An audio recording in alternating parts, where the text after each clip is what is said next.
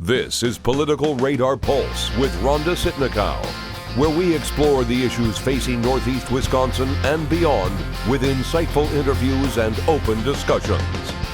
Hey, all you political junkies, welcome to Political Radar Pulse, the best 30 minutes of unscripted and uncensored political talk you will hear all day. This is episode number 8. I have Ed Foral in the studio with me today. Ed is an advocate for firearm carry rights, a Wisconsin concealed carry handgun instructor, as well as a firearm marksmanship, I can't talk today, instructor. And that's a lot. You seem very invested in this field. It's a combination hobby, having some civic involvement when these issues come before council or out in the public. I mean, it's a very public issue. People feel very passionate about it. And what we're referring to is there's some conversation happening with the city of Green Bay right now that relates to creating an ordinance or a policy regarding weapons, and we'll get to that. But what I'd like to ask you about is, some history about you're passionate about this firearms and being, an instructor. Sure. You're obviously out there teaching people, and so where did this all begin? Well, growing up around firearms. Growing up hunting in Wisconsin, growing up shooting guns with my dad. Always enjoyed the sport. Kind of tying in because of a sense of duty, joined the Marine Corps. So, I kind of honed my own personal skill. And when I got out, I wanted to become more involved. So eventually I became an instructor, started sharing my passion with other people. And what's especially important raising children is a safety aspect. And there's adults that haven't been familiar, didn't have the same benefits of growing up around firearms. So it's nice to share and to teach them with the safety aspect in addition to the marksmanship part. How long have you been with the concealed carry instructor training people for concealed carry? Concealed carry was 2011, right? Mm-hmm. Right with the beginning of once Wisconsin got a licensing system. I had already been a marksmanship instructor, and at the time, the requirements from the state were any firearm safety course qualified. So what I was already teaching met the requirements for the state. So I was able to transfer what I've already teaching the people to apply to Wisconsin. And because we're going to mention and we're going to get into the topic of open carry in government buildings. And there's been some arguments out there about if you are to go from open carry to conceal, then you Sure. need a permit, but you need further training then? No. So currently, Wisconsin state statute, regardless of whether there's a licensing system or not, requires or bans just the general populace from carrying a firearm into a public building. So that's any building owned by a municipality, whether it's village, county, city, they're prohibited from bringing a firearm in. Now, with the licensing system in 2011, there was an exception made for Wisconsin licensees.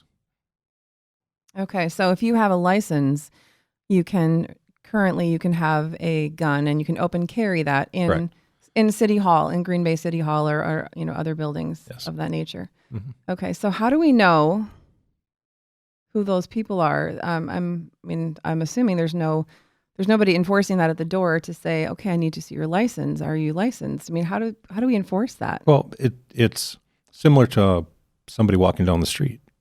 Whether let's say they're walking within currently, if you're not a licensee, you can't be within 1,000 feet of a school. You have to be outside of that circle. So if somebody's, being responsible, minding their own business, I guess you don't. So it's personal responsibility is the answer. That's how you, that's how you gauge that. So there really is no oversight. It's personal responsibility for people to walk into that room and have that gun. And, we're hoping that this person is trained and able to use it in a respectful manner. But if you switch to concealed carry, it's really the only obstacle would be to purchase the permit. Correct. Is that correct? Correct. Okay. And we'll get into that as well. So let's backtrack. Let's give some history of why you're here. There was a Protection and Welfare Committee meeting earlier in April, and the agenda item was put into play to study cities that allow weapons into their government buildings. And the study came back, and they, needed some feedback on the study, and it came to be that Green Bay, they took 10 cities that were similar in size, and then Green Bay is actually one of 2 cities, Waukesha, correct? That's correct. Okay, that still allow weapons in their building. And I think what was interesting about that was, if you saw, having conversation with people or watching on social media, there were so many people that it just never clicked to them that there could be guns in City Hall already happening.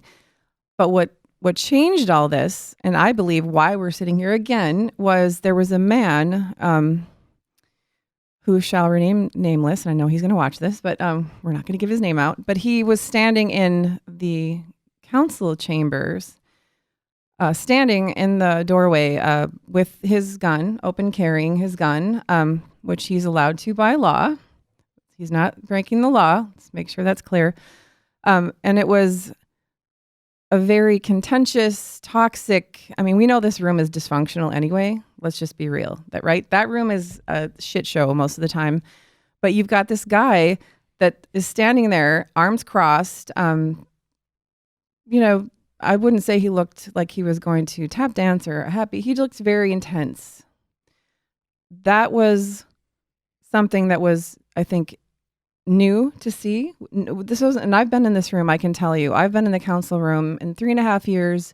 I've probably missed 7 meetings. So do the math. It's a lot. And I can say that this isn't something that we are used to seeing. And, it was just like right in your face, visible. And it prompted a discussion which came, into play as a study. And that's why that was on the agenda. Now that agenda item got pushed, received and placed on file. There wasn't, they wanted more feedback. The committee did, the Protection and Welfare Committee. So now where we're at is Alderman Randy Scannell put in a communication. I'm going to read it so it's accurate. Sure. And this is coming up very soon. This episode will actually air after the committee meeting, but the council will take it up for the final say and the final vote later on. So the communication was consideration with possible action on a request by Alderman Randy Scannell to draft a policy or resolution or ordinance banning weapons from municipal buildings with possible action. So we all know what that means.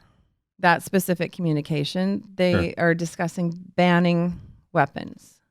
And so I guess first I want to go back to, you've got a firsthand account of what happened. Mm-hmm. All I have is accounts from other people that were there. Mm-hmm. Now, the attention wasn't drawn to that individual just because he was standing there. When by the time you had noticed him, another person there who I believe acts in a way that is an activist type manner, drew attention and kind of loudly opposed or expressed that they didn't like the fact that he was open carrying. Mm-hmm. Now he carries every meeting that he goes to. There's other people that open carry. We've been open carrying at city council meetings since 2011. Are you attending a lot of these meetings yourself? I don't attend a high percentage of them because of my work schedule. Okay. They don't start until 7 at night. So if I start work at 6 p.m., I miss that. So from accounts from other people that do attend them, they can say, yep, we always see this person there. We see that person there. So once this kind of discussion, this loud, heated debate became over the fact that this gentleman was openly carrying a firearm, that's when everyone's draw attention to. By the time you see him with crossed arms, looking stern, he's already in a debate with somebody. So it's not that he was, I don't believe, standing in there as what he would do on an ordinary basis. He would be in the seats. He'd be, quite honestly, most people wouldn't notice somebody carrying. Okay, well, so I'm going to back that up and I'm going to give a little bit more clarity to that. So he stood long enough in the doorway and he was, and this was the Colburn Pool issue. Sure, it was crazy. I mean, you could cut the tension with a knife. It was a very busy room. There were a lot of people there. And my experience and what I witnessed was I don't believe I don't recollect that he spoke at all on the issue. And I just recall him standing there for a long period of time in the doorway. Sure. Not talking to anyone, because, you'll get a gavel if you're having a heated debate in the council room, especially that night. Sure. He was, just doing his thing. I mean, there's an image of him, and that is what he was doing for a long period of time. And I think that's the problem. It's, when you're sitting and you're doing, your own thing, and Sure. even if you're open carrying, it's like taking anything to another level, right? Absolutely. It's like right there in this room, and people are, it's toxic anyway. And then Sure. there he was. Sure. And so really that was not probably a good choice for him. Well, there again, I wasn't there. I'm going by your account. Yeah. And the eyewitness accounts of the other people that were there. So whether he was standing there, most of the people may not have noticed him standing there. So yeah, there were a lot of people actually. And the reason why I am the one that took the picture of him, I mean, Sure. for full disclosure, I took the picture. There was so much conversation happening. Sure. I was in the front of the room, and then I had 3 people take a picture, because I always have my phone. I take pictures, and they said, take a picture. So I took a picture. So it was, without a doubt, there was an issue with that in the room. People were not comfortable. And I think what's hard is, wherever you are in the issue, people are afraid to see that. And there's nothing you can do about that. And historically, they're going to be afraid to see someone in a situation, in a room where there's high tension and a lot of, a volatile behavior sometimes, and people upset with this person. And then the other piece of that is to stand up at the podium, and let's say you're really invested in this issue. Sure. And you may stand up and say something that's either controversial or, is not in agreement with someone else, and you don't know how this guy feels, but he looks pretty pissed off. That's all you know. And he has a gun. So you're standing there, and you have to give your name and address for the city clerk Sure. every time you speak. And it just was a really poor choice for him that night to do that. I think, yes, he's been there, but I think deciding to stand there like that created the situation of the entire reason why we're here. You're taking an extraordinary situation here. We've got, how many meetings have occurred since 2011? How many times have people been open carrying, haven't been noticing? Sure. And if you take the opinions that were brought forward from the general public after this incident, once we had media coverage, it was more like people were asked for their opinion. It wasn't necessarily that they brought their opinion forward. What we're lacking in this whole issue is how many people have made the decision not to attend. The premise is people aren't going to attend if they know that there's going to be firearms present. What's the data to support that, saying that people haven't? People have made the decision. And somewhere we have to weigh what's the difference between a great aversion to something, what's the difference between a clinical phobia to something. It's not that I'm opposed to discussing the courteous concealing of a firearm. We're here discussing whether we're going to take the right away. We're going to curtail an essential liberty here. So we need to look at what's the justification. What's the interest of the state, of the city council. And we really do want to get people engaged Sure. on all fronts, including people that are, that carry firearms. Absolutely. And that is the point. We don't want to marginalize people, obviously. So what is the answer? The communication that's on the table right now is not what I believe is going to eventually be the communication that will be discussed. I think, it's just knowing the council the way I do. I know pretty much all of those guys, how they think, what they do. 90% of the time, I'm right. And I would say that would not be something that would go over well. But why don't we find something that is, and I keep saying a compromise, but something that doesn't restrict your rights to bear your arms and helps, build some sort of a consensus in the council room where we could actually bring people in there that aren't going to witness that again. I mean, and you can't control people, you just can't. And everyone admits we are talking about feelings here. We are talking about, and not to diminish or marginalize somebody who has, a great feeling against the sight of firearms, whether it makes them nervous. We want to have an inclusive atmosphere. We want to get people involved in the civic process. Now, here again, that incident in January was an extraordinary incident. It wasn't, to say it was a poor choice. It wasn't going in. It wasn't a poor choice going. It happened to be those specific set of circumstances. He was standing in a doorway that perhaps brought attention to himself. There's no way he didn't know that was going to happen, though. There's no. Have you seen the picture? There's no way that you're standing there knowing. I'm sorry, but I can't agree that I don't believe, knowing that individual, that was done deliberate to intimidate. I absolutely. Why do you think he stood there? He was listening to something, watching something that was going on. So you'd have to ask him. I'm not here to say why he did something. Yeah. But from past experience, from knowing this man for a few years.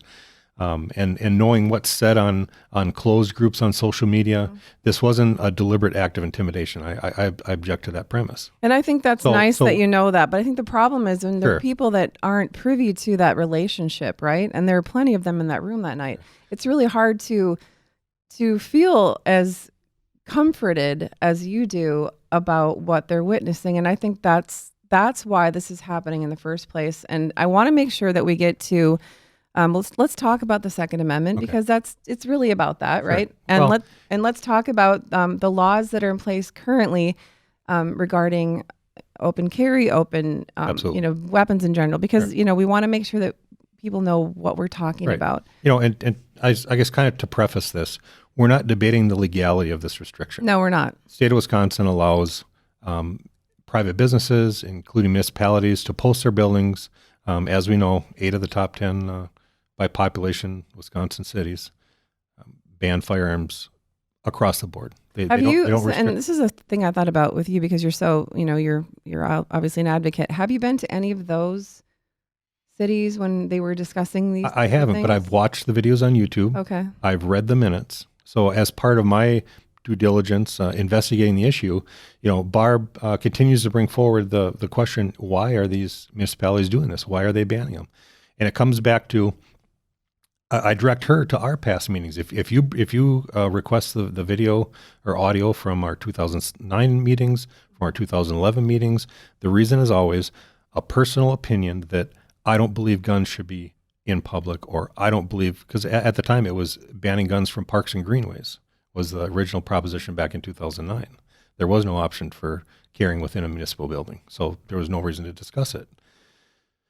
So it was, I don't feel guns are there. I feel that there are places for guns, but there are places that just guns shouldn't be. It wasn't any data to say, because those adults are bringing firearms into these buildings, it's creating an atmosphere which is proven to be unsafe, or there's a greater hazard to the people around them.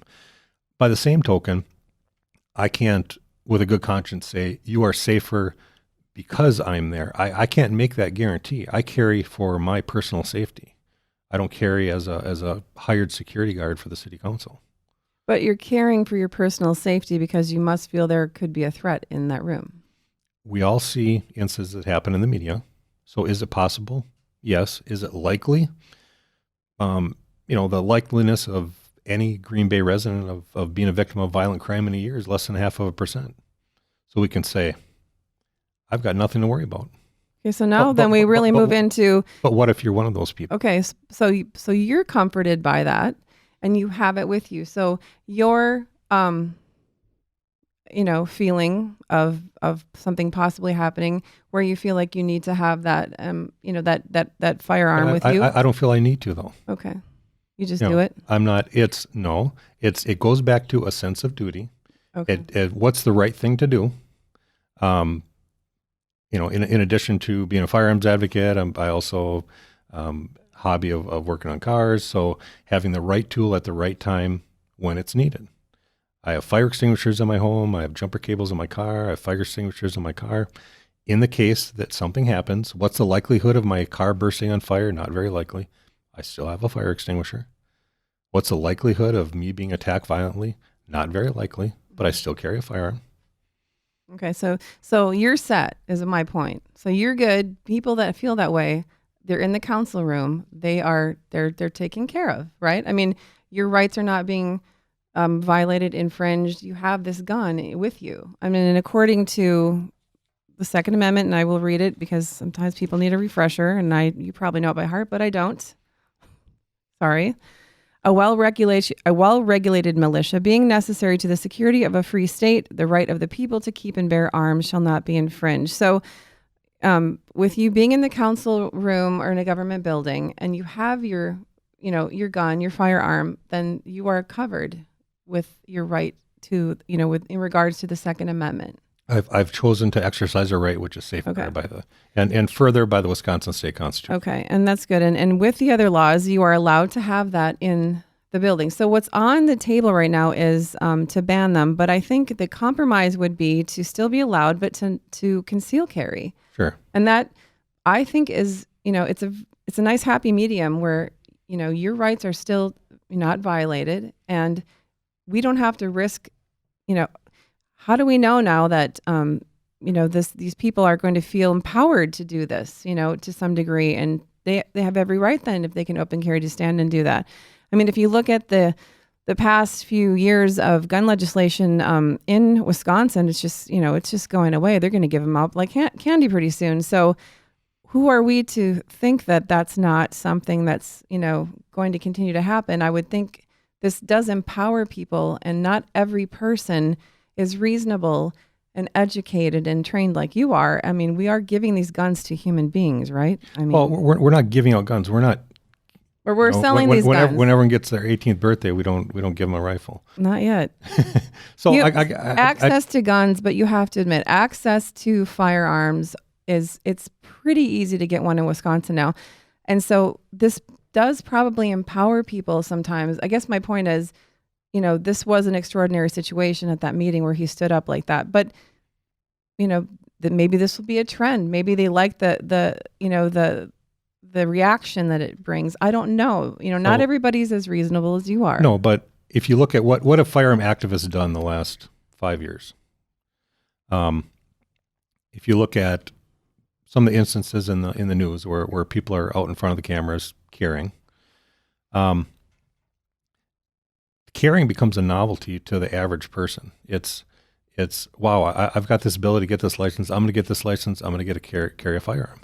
So if you look at percentages, what percentage of the eligible Wisconsin population, it's going to be less than 7% that's initially going to get a license. So maybe they're going to carry it for a day, a week, realize, boy, this is kind of uncomfortable. So are you saying that nobody carries a gun without a license? That's a totally separate issue whatsoever. I hope you're not inferring that because this is legal to do it in one manner, that this is going to encourage people to do it illegally. We know it does. Because it doesn't, because the criminals are going to carry regardless of what the legislation is. No, I'm not even saying as far as the legislation, and I agree with that, actually. I know the people, they're always talking about that, but I guess there's no way to really have any oversight on the people that have licenses. They're just not. Well, the oversight is the licensing process. But you could be in a government building and you don't know if this person is legit to have that gun. If there's a question, an officer can ask them at any time, can I see your license? And they would have to prove that they have a license. What happens, just curious, if they don't have it, what happens to them? Currently, they're like at a city council meeting and they are asked to see their papers and they don't have it. Well, and that's going to be up to the district attorney. Are they going to be charged with trespassing? Are they going to be charged with carrying a firearm in a building without a license? And how often is that happening, that oversight, where people are asked? That I couldn't tell you. Have they ever asked it at Green Bay? I probably not, because people have come and reacted reasonably and rationally. I don't think anybody's ever come to give them cause to ask them for it. Mm-hmm. We've never had an incident before. And, I bring it back to the public kind of being oblivious. There's been people carrying since 2011. Mm-hmm. Nobody's noticed. But all of a sudden it's in the media. This man was standing in a threatening manner with a gun. Well, then people are going to pick up the phone. They're going to call Alder Scannell, Alderdorf, and say, I don't think people should have guns. Because I feel like they're lost on the history of the actual law that Sure. could actually be there. I mean, I still talk to people that say, I can't believe that's allowed. I thought that was a blanket policy in the state of Wisconsin. And so, they're being educated in the first place on that. But I think it's shocking to some people. Obviously, that's not shocking to you. You have different views of it. But if you look at our city since 2009, it's almost 10 years later. We are growing, we are evolving, we are Sure. changing, we are, so many different people are coming to our city for so many different reasons. We've got a lot of young professionals coming, bringing their families. It's somewhat of a destination city now. So you're inviting all kinds of people in. And so our city demographic is very different than it was in 2009 in general, as well as the people that are interested in local politics. I think there's been issues in the past 3 years that have really brought a lot of attention to city government. I mean, city government's in the newspaper every day. So now they're paying attention in general. Sure. So now is where a lot of the logistics are coming out, and they're wondering about, when I go into this room, what does it mean? They already know that there's people arguing, fighting. Because the dysfunction in that room, as I mentioned before, it's noted. It's in the press daily. But I guess I object to the inference that a reasonable person would go from verbally arguing with somebody to drawing a firearm. I think that's a stretch. I don't see that as a reasonable expectation that would ever happen. It's these, we look at when somebody comes. Okay, so let me ask you then. Intent on doing harm. People shoot guns in all kinds of different situations, Sure. and sometimes no one's able to witness what they were thinking or doing before they did it. I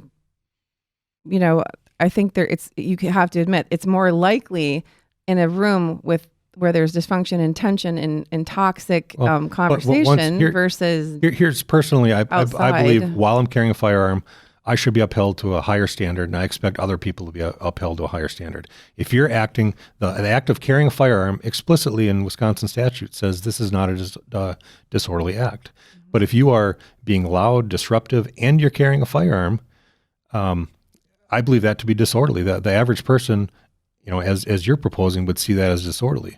In that case, would it be reasonable to say, could you please calm down, or you could be removed from the room because your conduct becomes disorderly? Sure. So now we go back to,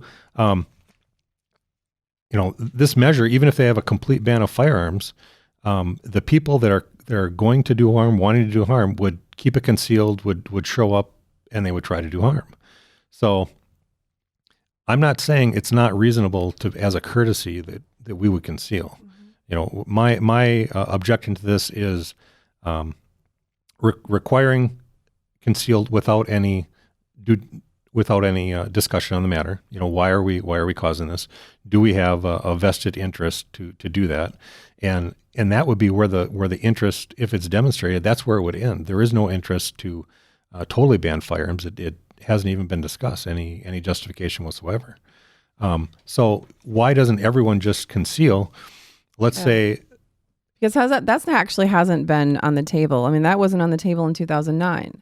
So here's an entirely different issue and possibility of so somewhat it's an agreement. It's a compromise. It's something that we can, again, work with everybody that's invested in this issue. Sure, I'm absolutely in support of, as a courtesy, when possible, to conceal. I've got no objections to that. That's never been my premise. So what does that mean? Because obviously, is there because again, I'm not familiar. I'm not even going to make an ass of myself to try to say I am. Do you have a special thing that you put over it? You just cover it up with your shirt? Like what is that? That's going to be the individual person. Okay. So going back to my point about, to a lot of people, carrying becomes a novelty because it's such an inconvenience. It's cumbersome to carry. So what happens if there is no air conditioning in a city council meeting? You show up in shorts and a t-shirt. Where are you you only own a full-size handgun. How are you going to conceal that? Am I going to just wear like a Hawaiian shirt draped over the top of it? What am I going to do? Those are considerations. Okay. Now, as a courtesy, will I do that? Sure. I would try to do that just to, put other people at ease. But here we're going to mandate this where you are absolutely prohibited from open carrying. So that's where there should be further discussion. Let's refine the conversation down to that. Let's take the total ban. If those aren't our intentions, let's take it right off the table. Let's talk about what can we do to accommodate the people that that have an aversion to the sight of a firearm, and how can we accomplish that? We could do like the peanut free table like they do in schools, where they just have everybody with their open carry. You stay right at this table, right? You stay there. Well, you don't get up, you don't stand. Then you're drawing attention to them. And why would you do that? But I mean, I'm just saying, like, to control it, but they don't want to be controlled. I can tell you from carrying openly in public, most people never notice it. I could come down at most city council meetings, sit down open carrying. Mm-hmm. The person standing right next to me may not ever notice that I'm carrying a firearm. So the man who decided to stand up there and be a spectacle just fucked it up for everybody, didn't he? There again, I guess we're going to have to agree to disagree that was deliberate. Okay, so let's talk more about this concealed possibility. Sure. So a well-regulated militia. Please explain what that means.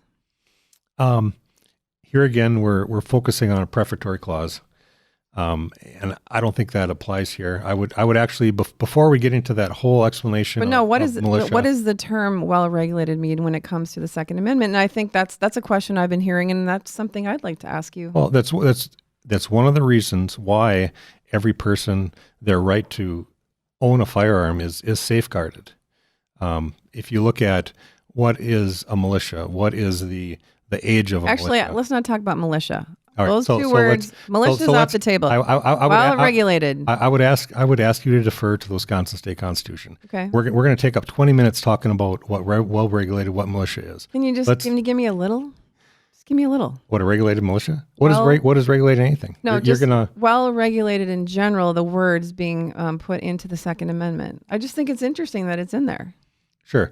We have to go back into the history. We can't take those words out and apply it to open carry today or concealed carry today, which is, I believe, your motivation. And I'm sorry, I don't think it's appropriate to go there right now. I'm just wondering why they put those in there. Because of the origin of militia. At that time, militias were more prevalent. Mm-hmm. Currently, we have the Wisconsin National Guard, which is going to be our organized militia, and we have unorganized militia, which can be the governor of Wisconsin can bring forward a Wisconsin State Guard, which is going to be, depending on if you had prior service, military service or not, can be every able-bodied man or woman from 35 years on younger. If you have military service, it's going to be older. So here we're talking into the role of a militia, which the Second Amendment was one of the reasons for safeguarding that, but it's not the only reason for safeguarding it. So if we talk about what's regulating a militia, that's going to have standards, that's going to have training, but that's not what we're talking about here. That's interesting you bring up training, because I know that we had talked about this prior to taping. So on the table right now at the state of Wisconsin, Republicans, they're trying to remove a concealed carry permit in general obstacle. So if I want to go and I want to conceal carry, I don't need to have the permit. So that is something that is, in the past hasn't gotten very good bipartisan support, but that is right now at the end of March, they put that out there. Sure. So how will that affect, and training, removing that? How does that make you feel as a person? Like, this is your profession. This is what you do. You take, I'm sure, great pride in your, my motivation for providing training is not for monetary gain. This isn't my livelihood. Training is not my livelihood. That's not what I'm saying. What I'm saying is that profession is actually something, though. Like, what do you feel about that? Again, first, let's jump to the Wisconsin State Constitution. We've all got the right to bear arms for security, self-defense, and any other lawful purpose. Mm-hmm. There's no mention of militia. There's no mention of training. So this goes back to when I talk about a sense of duty, a sense of doing the right thing. Us as human beings have the right to self-defense. Firearms is a practical tool that we have for self-defense. Do I believe somebody needs to be trained in order to defend themselves? No. So you think someone could just, they could go grab groceries and then go buy a gun and just have at it? Well, and no. I guess I'd reject that kind of it's kind of a baiting line of talking. You're very reasonable and you're very thoughtful, and I'm sure you're very, connected to what you do. you have to know not everyone out there that has that access is like that. Well, absolutely not. So as far as what's bringing this down to the lowest common denominator, are we going to restrict a right because there might be somebody who abuses it? We know there's going to be people. They abuse everything. All right, let's look at statistically how many people have harmed other people in public due to mishandling of firearms. If you look at in the media, what are the cases? Most of the time, negligent discharges have happened with trained people. With even law enforcement, we've had negligent discharges. We've had law enforcement that have dropped a firearm. We've had concealed carry licensees, which have, this has happened. Is this common? No. Is this to infer that because somebody's trained, there's going to be a higher incident of this negligent discharge?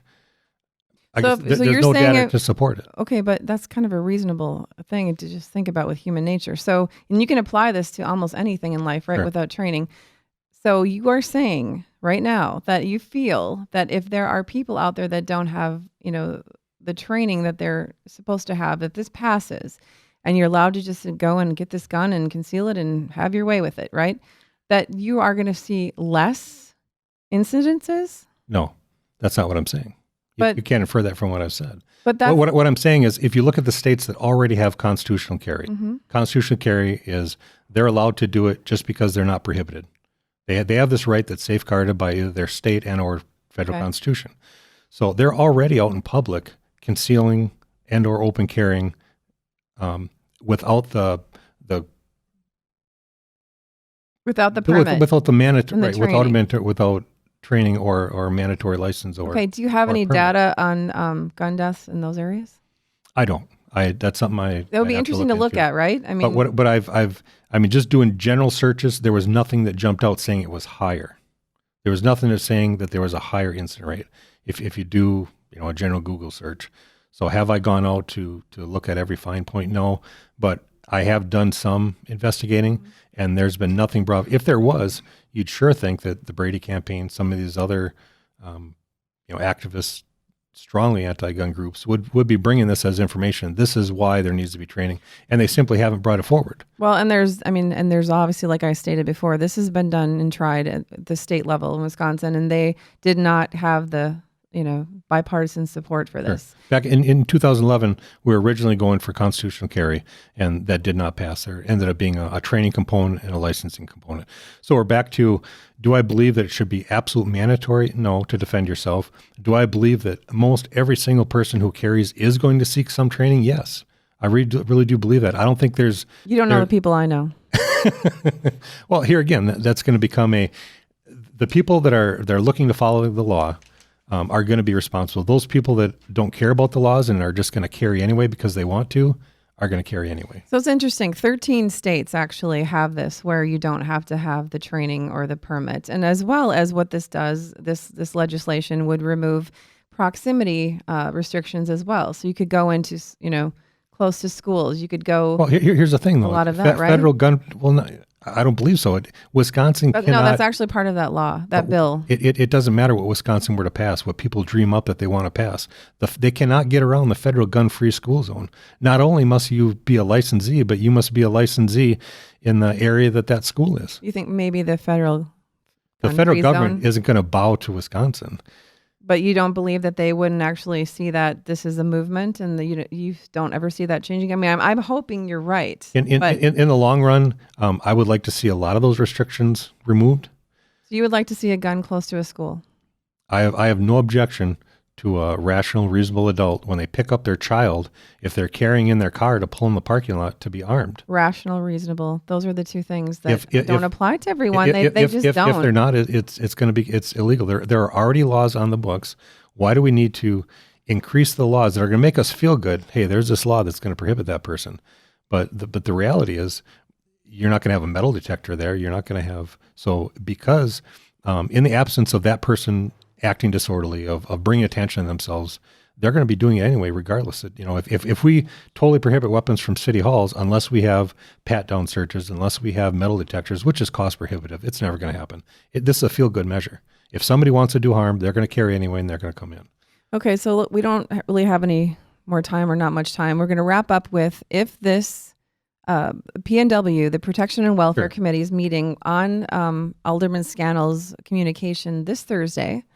This will be a recommendation the committee will make, and then it will go to full council possibly the following week. That's to be determined. I thought they said that there's no way they could get communication out by that Friday, so it would actually be the second meeting. Right. So that's a little ways off. But let's just say for some reason it comes up to be that you can bring in your gun and you are allowed to bear your arm per the Second Amendment, but we need you to conceal it. Do you see a large group of people coming in for that council meeting? I mean, what do you think is going to happen? No different than I would defer back to our attendance in 2011. Okay. When at the time they could do nothing and it would remain as it is now, or they could pass an ordinance. It's going to be the same amount of people. We're not going to have 200 people show up at City Hall objecting to it. You're going to have, and honestly, it'll probably be the same people that show up at the PNW committee are going to show up at the council meeting. Mm-hmm. They're going to state their cases, and that's what you're going to have. And then how do you feel so you had said prior, the word courteous is what sticks in my mind. And Sure. That is what I feel too.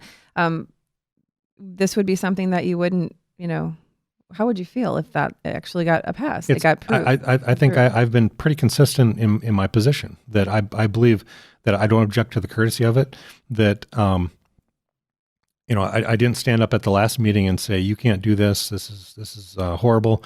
I expressed that if you're going to do a restriction, that your interest in creating it is only to restrict open carry. And I would ask that you examine those reasons for doing it. You would do due diligence. You would still establish a compelling reason for restricting this, not just because you had a couple people say, I don't like the sight of guns. So even though somebody who, this issue isn't close to their heart, isn't something that really affects their lives whatsoever because they don't carry, they have no interest in carrying, it's still an essential liberty. So anytime that you're considering curtailing an essential liberty, please take the time, examine the issue, examine the reasons why you're doing this, and make sure you have justification for doing so. The other 8 of the 10 Wisconsin cities by population did not do that. I'm very confident in what I've found out so far. It was simply, a vote in the council. Do you feel like there should or shouldn't be firearms? And that was it. Well, I mean, and I would like to examine the PR of their current city government because we know where ours lies right now. Okay. I mean, that's an argument in itself to boost the PR, to create more interest, to bring the people back that have just been like, I can't deal with Green Bay city government anymore. It's just a toxic shitstorm. So that alone is an argument because it's not good. And I think the reality of that would be chasing people more away than firearms. Is, like I said, they already know it's out there though. If firearms, so 6 years for sure, it's been legal to carry firearms, and we've been doing it for 6 years. It hasn't been an issue until somebody made it an issue. People didn't express an opinion until they were told they should have an opinion, and a lot of the media coverage. Look at this, what was going on, and then people felt compelled to step forward. But that's anything. That's with any issue, sure. Really. I mean, absolutely. But we're talking about curtailing a liberty here. We're not talking about. So let's close with that because curtailing, but you still, with the Second Amendment, if you were asked to conceal, the Second Amendment is still applying because you are still able to bear that arm. And that's what the Second Amendment states, is that you have the right to bear the arm. So if you're bearing it, it might be concealed, but you still have it. So we're talking about the difference between can you curtail something or should you curtail something? But that's is it legal? The Supreme Court has ruled that, yes, a municipality has the right to restrict firearm carry. And I would imagine with all of the gun rights and advocates and activists and everyone out there, that, if it's at the Supreme Court, and they must have gone over and over the Second Amendment so many times to make sure that that was okay and that they didn't curtail anything. I'm just trying to use logic here, right? So you have here again. There's a whole lot of history. I guess my pushback is trying to box this up, saying you are absolutely still exercising your right. All we're doing is restricting manner of carry. You're still able to exercise that right. Mm-hmm. So yes, I'm still able to exercise my right to carry. Which is to bear, actually. The words are bear. So carry isn't even in there, which I think is interesting. Okay. The word is bear. Now, here again, we can go into another hour talking about case law. Yeah. So I would encourage you to those Supreme Court rulings regarding those Second Amendment issues. And Wisconsin, go to the Wisconsin statutes, go to Wisconsin state constitution, and look at the case law. Look at the wording down below, the comments where they talk about what does it mean to bear, what does it mean to, and a lot of those things are going to come up. Go carry, but open isn't there for sure, right? Open bear. I don't know. I didn't see it when I read it. I really, really appreciate you coming on. I think it's a hard conversation to have with people in a civil manner. It really is. People that are on each side of it are very fired up about it. Well, and they really are. And because I'm going to get crap about even probably doing this by some. I do not think the ban. I think we just really have to look at, if my argument is to get everyone and, their dog to city council meetings and be involved, then I have to realistically say, then you have to be able to have people that feel comfortable to come in. So I'm not for the ban. I'm for a compromise, a courteous compromise. And I'm going to use your word, actually. Sure. Courteous. I like it. Is there anything else you want to say before we go? No, I think it's here again, to get into some of these issues, to have a soundbite cover an answer to cover. There's so much more history. There's so much. When I become more involved in these, I try to. You talk about mutually respectful. I try to get into some mediation, and we can get in discussions on what have happening in the Green Bay city area where these issues have come up, and it's always they were fully or better addressed by open, honest, mature dialogue. Take the rhetoric out. Let's take the personal attacks out. Let's just talk about, kind of look at each other's, even if you don't agree with their standpoint, at least try to understand it. And I think that's helpful to both sides. I would agree. Well, thanks for coming on. Is there anywhere that someone wants to get a hold of you or contact, or, if they want to discuss this if they want to rag on me and tell you all about it? Facebook's always, I'm open to send me a message on Facebook. Okay. If there's somebody that contacts you, wants to get it, forward them their email address, I'm fine with that. I'm always open to sit down and talk with people with these issues. Okay. Have you done that at all? I have. Because I know you had offered that to some people. Sure. And I've like I said, I talked to both Alder, Scannell, and Dorf. And there's a couple of people in the community that have said, yeah, I'd like to sit down with you. Just my schedule the last couple of weeks has been pretty tight. Okay. I've had to, but yeah, there are actually a couple individuals where we're setting up meetings right now. Well, I would definitely encourage you to be the one driving this narrative for your side, because I've seen what else is out there, and that's not in anyone's best interest. Yeah, I don't suppose to talk for other people, so they're gonna have their own angle, their own way of it. So I try to refine my message to keep it, kind of get to the point, kind of cut through all the other garbage, and let's get to the root of what we're talking about.